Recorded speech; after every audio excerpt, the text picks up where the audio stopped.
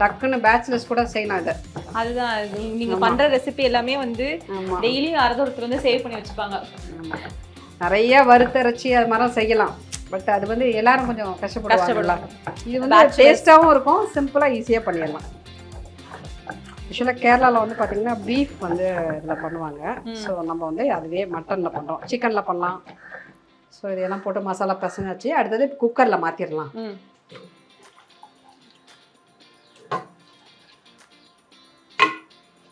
இப்போ இதை போட்டதுக்கப்புறம் தண்ணி ஊற்றிடலாம். தண்ணி வந்து ஒரு 1.5 டம்ளர் ஊற்றிடுறேன். கம்மியாக ஊற்றினாலே போதும், நிறைய போதும். இது வேகிறதுக்கு தண்ணி ஊற்றினா போதும், நிறைய போனாலும் குழம்பு மாதிரி ஆகிடும். ஸோ இதை அப்படியே க்ளோஸ் பண்ணிட வேண்டியதுதான். Giriya's summer sale.